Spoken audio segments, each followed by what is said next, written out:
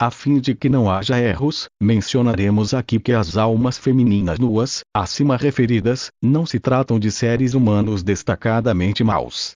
Geralmente são criaturas superficiais e indolentes de espírito, que tudo acompanha para não serem consideradas de maneira alguma fora da moda. As legiões de mulheres e moças cuja missão terrenal consiste em atiçar a sensualidade de qualquer modo, como por exemplo os assim chamados símbolos sexuais, dos filmes e teatros, bem como as inúmeras intérpretes de striptease e etc., não são perseguidas nem caçadas durante o seu sono terreno. Elas são evitadas por todos.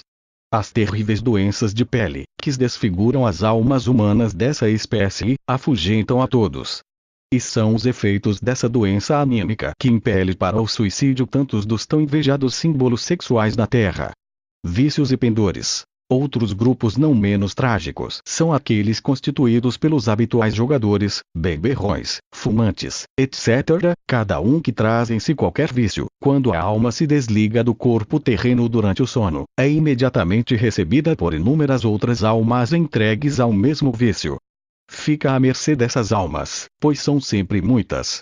Elas arrastam-no de um grupo para outro e sempre para aqueles que têm o mesmo pendor ou vício. As mesmas almas, que se aglomeram em sua volta durante o sono, também não o deixam sossegado durante o dia. Penduram-se nele, literalmente falando, e estimulam continuamente o desejo ou a ânsia de entregar-se ao vício ou pendor, a fim de que também elas possam desfrutá-lo. Só quando o respectivo ser humano terreno abandonar o seu pendor é que os do além também o abandonam. Não mais encontrando apoio nas proximidades do viciado, são então obrigados a procurar uma outra vítima. Mistificações. No mundo astral que circunda a Terra vêem-se também, por toda a parte, igrejas, edifícios similares e barracões que estão sempre superlotados de massas humanas. É um contínuo vai-vem, e entre eles muitos estão orando, cantando, chorando ou gritando. Jesus, Maria, vários santos, papas e até antigos profetas, constituem a força de atração desses lugares. Todos eles, inclusive Jesus, são representados por almas humanas, possuidoras de aptidões artísticas e teatrais. Atrás desses atores espreitam espíritos das trevas. Tão logo um dos atores não mais preenche a sua incumbência de imitação a contento deles, é derrubado do pedestal onde se encontra, imediatamente outro ocupa o lugar vazio. Todas essas imitações são péssimas. Causa estranheza, aliás, que nenhuma das muitas criaturas humanas reconheça a fraude. Aqui na Terra, os médiuns dos círculos espíritas sempre afirmam que o próprio Jesus fala para eles. Na realidade, esses médiuns enganados avistam apenas impostores que imitam todas as figuras que a humanidade deseja ver e ouvir.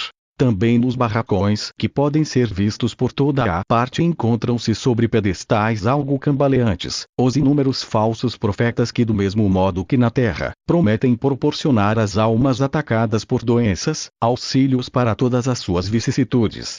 Também esses não passam de impostores. As almas humanas que procuram e esperam auxílio deles, contêm, todas elas, apenas espíritos adormecidos.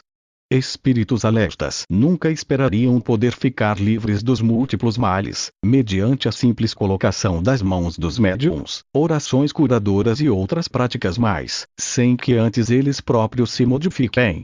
Pessoas que solicitam auxílio dessa natureza, vistas de um plano superior, são consideradas como mendigas. Além dessas compactas massas humanas que se aglomeram como rebanhos, vê-se ainda uma quantidade de grupos menores, empenhados em disputas e odiosos conflitos que em seus corpos de matéria grosseira tinham que ser reprimidos. Todo o mal se efetiva de modo muito mais intenso no imediato ambiente mais fino da Terra. Com isso, porém, não deve ser esquecido que esses acontecimentos descritos dizem respeito às almas humanas que ainda se encontram encarnadas em corpos terrenos, participando dessas vivências apenas durante o sono. Somente depois da morte terrena é que se tornará trágico para essas almas humanas com seus espíritos adormecidos. Os centros de ensino. Finalizando, devemos voltar ainda mais uma vez às regiões da paz já mencionadas anteriormente, que sobressaem em luminosas beleza, do ambiente lúgubre de matéria fina que envolve a Terra. Essas regiões da paz são na realidade regiões de proteção que foram separadas da parte restante do mundo astral, isto é, que tinham de ser separadas por obstáculos naturais como rios caudalosos, vulcões, montanhas, vales profundos e pântanos, desde que muitos milhões de almas humanas se tornaram instrumentos servis de espíritos renegados, transformando assim um mundo outrora maravilhoso de matéria fina, num lugar de pânico e horror. As fronteiras naturais de proteção adaptam-se perfeitamente às formações topográficas da região correspondente. As passagens que conduzem às regiões da paz através dessas fronteiras são difíceis de se encontrar e são muito bem guardadas.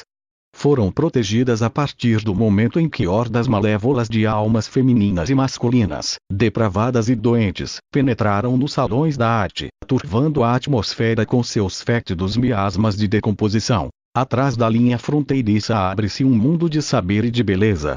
Ali se encontram escolas que dizem respeito à ciência espiritual, às artes, à arte de curar, ao artesanato, à ciência especial dos reflexos visuais, ciência que aqui na Terra encontra sua expressão no campo da arte e da técnica fotográfica, escolas onde são mostrados o saber e a estrutura da criação, assim como a composição da matéria. Um lugar de acentuado relevo ocupa o filme, e isso em todas as regiões da paz.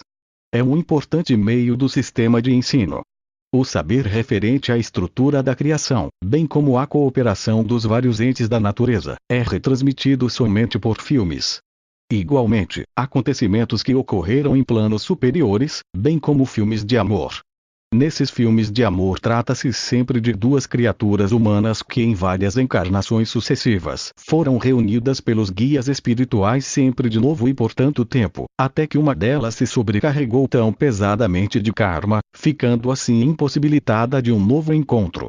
Todos os filmes, qualquer que seja a sua natureza, são sempre instrutivos e fascinantes. Os filmes do mundo astral não são produzidos por meios técnicos, e também sua apresentação não se faz em recintos escuros. A técnica também é uma dádiva do Criador à sua criatura. Todas as conquistas técnicas ficam, porém, presas à matéria e dependem do raciocínio, igualmente preso à matéria.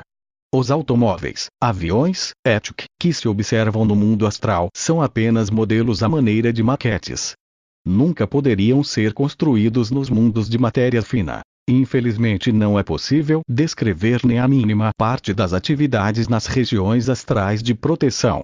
Em meio a maravilhosas paisagens com límpidos lagos, córregos e riachos, com sussurrantes florestas e com a indescritível pujança de flores, encontram-se os centros de ensino. Nas florestas amadurecem muitas variadas espécies de frutas, que os corpos das almas necessitam como alimento. Somente pouquíssimas almas de criaturas humanas terrenas visitam essas regiões da paz durante o sono. A maior parte desde há muito perdeu essa graça por si própria. Os corpos de suas almas estão cobertos por terríveis estigmas de doenças. Doenças que se originaram do ódio, da inveja, da desconfiança, mentira, ciúme, falta de vergonha e por toda sorte de vícios. Encontram-se hoje nas regiões de proteção muitos espíritos humanos em preparo para uma atuação na Terra, isto é, uma atuação após o juízo. Também existem muitos outros que já estão ligados a crianças encarnadas na Terra, esperando até que as almas e os corpos dessas crianças tenham adquirido a indispensável madureza, para que se possa realizar a ligação espiritual. Uma vez feito isso, os espíritos e as almas podem visitar essas regiões da paz apenas à noite, durante o sono, pois o dia pertence às atividades terrenas. Depois do juízo na Terra, não haverá mais no mundo astral regiões de proteção separadas, porque também esse mundo estará liberto de todos os espíritos maus. E então o ambiente de matéria fina que envolve o planeta terrestre será novamente chamado, como no início dos tempos, o mundo das almas de cristal, pois as almas refletirão novamente a luz de seus espíritos límpidos. Bolsões astrais. Adaptado de Ele Meu Amigo Espiritual, ou Encapuzado de Luiz Carlos Carneiro, LAC, Livraria Allan Kardec Editora em Desdobramento Consciente, o autor é levado por um amigo espiritual, a conhecer algumas regiões no astral, para aprender e relatar. Compilamos alguns trechos que descrevem locais que atraem espíritos que vibrem na mesma sintonia, são alertas e advertências que nos ajudam a meditar no sagrado conselho orai e vigiai do nosso divino mestre. Percorríamos um deserto de solo pedregoso, avermelhado e poeirento, vestes coladas ao corpo por abundante transpiração, nenhuma vegetação, por pequenina que fosse. Não havia nada, a não ser pedra e poeira. Surgindo detrás de enorme pedregulho, uma figura humana. Despido, estava completamente coberto daquela poeira nojenta ou horrendo ser, apresentando o corpo retalhado por enormes cortes, dos quais abundantemente, o sangue escorria. Nas mãos sustinha as vísceras abdominais expostas. Olhos gazeados, denotando enorme medo, voltava a cabeça em todas as direções, a criatura era uma chaga ambulante. Vês aquele homem? Pois saibas que corre sem rumo certo por este deserto, há mais de 2 séculos, suicidou-se. Atirou-se de um penhasco, agora, corre sofrendo as dores, sentindo-se cair no vácuo, segurando as próprias vísceras, temendo os urubus que voejam sobre si, vislumbrando ao longe, vários pontos que se moviam mansamente de um para outro lado. Estranhos seres, humanos, mas tal qual gado humano. Usavam as mãos e os joelhos como patas, na postura normal a qualquer quadrúpede. Estavam inteiramente nus, mugiam como bois e comiam cascalhos, fazendo escorrer pelos cantos da boca o pó misturado com a saliva. O Vale dos Recalcitrantes, são criaturas que, tendo várias encarnações, persistiram no erro, nada fazendo de aproveitável. Acomodaram-se tanto, que já não dão a menor atenção à sua forma. Estão tão integrados nesta vida, que oferecem drástica resistência ao grupo de espíritos que, periodicamente, os vem buscar. Foram assassinos, ladrões, escroques da pior espécie. Estão vivendo, agora, aqui, como viveram outrora, colhendo, também o que plantaram, na clareira das insaciáveis. De início percorremos terreno de plantas rasteiras, cujo porte ia aumentando à proporção que avançávamos, tornando a mata espessa de enormes e copadas árvores. De repente, estaquei espantado ao ouvir vozes em algazarra, num murmúrio crescente. Ao desembocarmos em uma clareira de algumas centenas de metros, quedei transido de horror ao deparar com as mais deprimentes cenas que meus olhos já viram. Várias, desnudas todas elas, jovens, velhas e até meninas, entregavam-se à prática desenfreada do sexo, umas com as outras, fazendo tudo quanto se possa imaginar em matéria de sexo. São mulheres infelizes que, quando encarnadas, viviam apenas para o sexo, entregando-se aos prazeres mais absurdos, foram surpreendidas pela morte na prática desses abusos, razão pela qual ainda se entregam prazerosas, aloucadas pelo desejo. Pensam estar tendo contato com homens, outras são lésbicas, outras praticam o libidinismo ou masturbação desenfreada. Todas foram surpreendidas pelo desencarne, e como em suas cabeças outros pensamentos não tinham senão sexo, continuam tal como se vivas estivessem. No reencarne, após tratamento especializado, no astral, podem retornar, muitas vezes, com defeitos nos órgãos genito-urinários, ou doenças crônicas nos mesmos órgãos, incapacidade de procriação, etc. Subimos a encosta de uma cratera e, mesmo antes de atingir sua borda, eu já ouvia gemidos e gritos lancinantes. Entre os gritos, distinguia gargalhadas e impropérios, xingamentos e horríveis palavras de baixo calão. Criaturas humanas pendentes de cordas atadas a grotescas forcas, a balouçar, lugubremente, ao sabor da brisa. Suas fisionomias eram horrendas, olhos desmesuradamente abertos, rostos contraídos, línguas penduradas quase um palmo fora da boca. Vi, no horror crescente, um grupo de figuras também grotescas, cabeludas, rotas e imundas, a dançar ao redor dos enforcados, e vez por outra dar puxões nas cordas que os prendiam, fazendo-os oscilar em quais enormes pêndulos. E gargalhavam gesticulando com os punhos cerrados em direção aos enforcados, soltando tremendos palavrões. O homem não tem o direito de atentar contra a própria vida.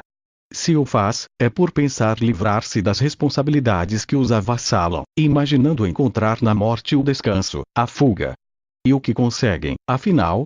Nada mais, nada menos que o prolongamento da agonia que sentiram ao pôr termo à vida. Agonia esta, que pode estender por séculos e séculos. Os que os rodeiam são inimigos espirituais. Foram adversários em algumas encarnações e, agora, vingam-se como querem, aumentando, consequentemente, o sofrimento desses infelizes. Uma cidade. Ali estavam as casas, os hotéis, cabarés, cinemas, prostíbulos. Em suas ruas, automóveis trafegavam em louca disparada, sem no entanto suas rodas tocarem o solo.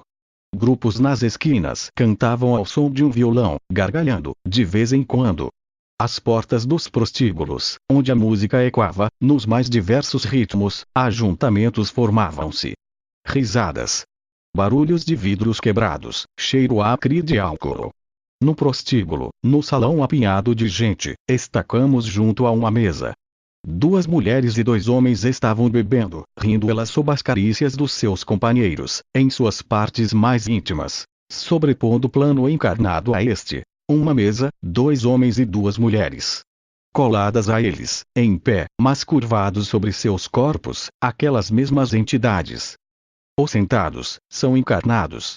Estão inteiramente dominados por estes, que são seus obsessores. São usados como cobaias, fazem tudo quanto estas mentes desencarnadas os obrigam. Assim, transmitem os prazeres para eles. Em outra região do umbral, casinhas toscas amontoavam-se sobre uma montanha, separadas por estreitíssimas veredas, a exemplo das favelas do Rio de Janeiro, só que essas eram de barro batido, inclusive os telhados. No alto da elevação, passamos a distinguir uma enorme construção toda de pedra, assemelhando-se a um castelo dos tempos medievais. Pairava, acima dela, enorme nuvem parda a revolver-se, sem, entretanto, deixar a posição. Partindo do sinistro prédio, gritos horrendos, como se alguém estivesse sendo torturado. Profundo fosso o circundava, na entrada, porém, a ponte levadiça estava baixada. Montando guarda, 2 homens de má catadura mantinham-se vigilantes.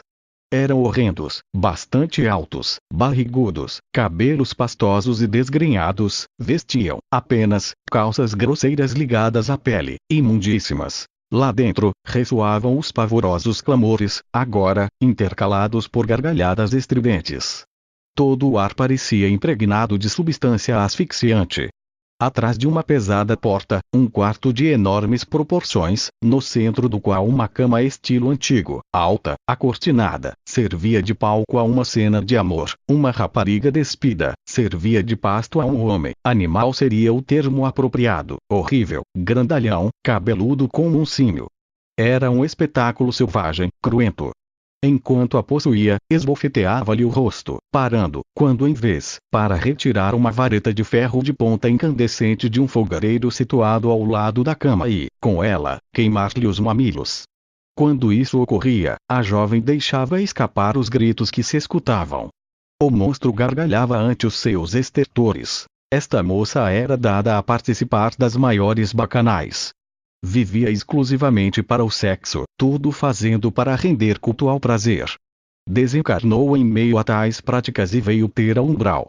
Como era reincidente, veio procurando desfrutar de novas modalidades de satisfações, encontrando-as, embora não como esperasse, pois que caiu nas mãos de um sádico. Pensava ela já ter passado por tudo quanto se relacionasse com o sexo. Agora, vê que se enganou e sofre as consequências deste engano. Mais um relato doloroso. Após o violento desencarne, senti, então, como se fosse violentamente atirado em um escuro poço. Caía, rodopiando sempre, sem nunca chegar ao fundo. Tentei gritar, mas não conseguia articular nenhum som. Mãos invisíveis, frias e pegajosas tentavam agarrar-me ao longo da minha descida em meio à total escuridão. Aos meus ouvidos, gritos e uivos horrendos soavam, acompanhados de imprecações, além do contato viscoso a multiplicar-se em meu corpo. Dedos gelados e aderentes tentavam apertar meu pescoço, e eu me encolhia todo, apavorado, transido de medo. Ao cabo de um tempo que me pareceu uma eternidade, a descida parou, abrupta e senti o solo, se assim posso denominar o lodaçal que encobria meus pés, atingindo quase os tornozelos. Era lama, lama gosmenta e terrivelmente fétida. Braços estendidos para frente, pensando evitar possível obstáculo, comecei a caminhar. O chapinhar de meus passos naquela massa nauseante provocava um barulho ensurdecedor, e no meio dele destacava-se um grito alucinante a cada passada elevando-se do charco. Em certos trechos, mãos seguravam minhas pernas, levando-me a sacudi-las, apavorado, para, em seguida, ver-me preso por outras, até que dezenas delas detiveram-me, tornando-se baldos meus esforços para livrar-me de tais garras. Perdi, então, o equilíbrio, mergulhando no lamaçal. Que mau cheiro insuportável! Vomitei, tal o meu enjoo. Recrudesceram mais intensamente os uivos e gritos aterrorizantes. Completamente aloucado, levantei-me e comecei a correr. Corri, afundando-me mais e mais naquela lama podre. Depois de muito tempo, cansado, comecei a chorar. Sentei-me no pântano e com a cabeça entre as mãos, solucei, amargamente. Gargalhadas estouravam por toda parte. Ali permanecem em escuridão. Não se veem um ao outro, chafurdados na lama grosseira e podre que atapeta o chão. Gritam, correm alucinados, como se apenas há um dia ou poucas horas ali estivessem, em vez de séculos inteiros. Vez por outra, um deles é retirado e submetido a torturas, ocasião em que brigam entre si a fim de disputar o lugar, pois que tem ânsia de ar puro, de claridade. E, mesmo sabendo que vão sofrer ingentes suplícios, disputam esse privilégio. Ficam aí até que se arrependam de suas faltas, e roguem uma oportunidade, a qual, imediatamente, lhe é dada. Deus a todos ouve, o que atesta a sua suprema bondade. O Reduto Romano. Adaptado de Zana no Reduto Romano de Luiz Carlos Carneiro, LAC, Livraria Allan Kardec Editora. Galopamos em velocidade, por algum tempo, até alcançarmos uma estrada pavimentada com pedra irregulares. Devemos estar chegando, imaginei. Realmente, em uma curva, vislumbrei a cidade. Deus! Ali estava uma cidade romana. Templos, estádios e, na periferia, construções menores. Tudo branco. Adentramos a cidade. O trânsito era intenso.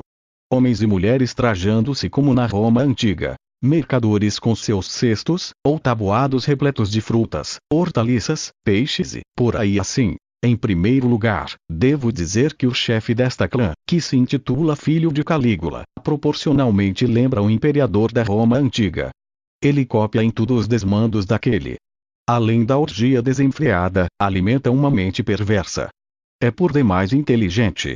Efetivamente, viveu, certa vez, na época de Calígula. Foi mesmo um de seus oficiais e responsável pelo cumprimento irrestrito de suas ordens. Ordens terríveis que conduziram criaturas a sofrimentos superlativos, ceifando vidas a tantos. Quando desencarnou, praticamente sem amigos, quiçá parentes que lhe dessem a mão, e arraigado à vida carnal, juntou companheiros do tempo na carne e fundou esta colônia. A mente do homem não sucumbe com o físico que ele animou. Ela gera energia que, manipulada pelo poder da vontade, cria seu bel prazer, materializando o que queira. Tudo aqui é oriundo do pensamento coletivo daqueles que verdadeiramente viveram naquele tempo. As mentes agregaram-se, criando o que se presencia, sob a égide do mais inteligente, aquele que se arvora líder. A mesma coisa ocorre quando um pirata, em seu galeão, seja nos séculos terrenos, Shiva 17, perece em uma batalha. Arraigado à vivência ao veleiro, mesmo tendo seu veículo carnal sepultado no oceano, continua tripulante daquele barco. Ele cria a chamada forma pensamento. É isso que alguns videntes, vez por outra, registram em noites tempestuosas ou não, navegando. Bibliografia. Espírito/Matéria. Novos Horizontes para a Medicina, José Lacerda de Azevedo. Palote, Porto Alegre, RS. Pedidos. Rua Doutor Luiz Manuel Gonzaga, 149 CEP 90.470, 280. Porto Alegre, RS. Hotel. 051 334 1401. www.casadojardim.com.br. Energia e Espírito, não disponível no momento. José Lacerda de Azevedo. Palote, Porto Alegre, RS. Pedidos. Rua Doutor Luiz Manuel Gonzaga, 149 CEP 90.470, 280. Porto Alegre, RS. Hotel. 051 334 1401. www.casadojardim.com.br. Apometria, a nova ciência da alma. J.S. Godinho. Editora Letra Viva, Blumenau, SC Pedidos. Rua Benjamin Constant, 815, CEP 88.501, 111. Lages, SC, Hotel, 049, 222, 4459. http://www.classelages.com.br/gisgodinho/ Os Portais da Felicidade. J.S. Godinho. Editora Letra Viva, Blumenau, SC Pedidos. Rua Benjamin Constant, 815, CEP 88.501, 111. Lages, SC, Hotel, 049, 222, 4459. http://www.classelages.com.br/gisgodinho/ Apometria, Novos Horizontes da Medicina Espiritual. Vitor Ronaldo Costa. Casa Editora O Clarim, Matão, SP Pedidos. Caixa Postal 09 CEP 15.990, 000. Hotel, 016, 282, 1066. Fax, 016, 282, 1647. E-mail, clarim.motoa@netcity.com.br. Mailto 2. clarim.motoa@netcity.com.br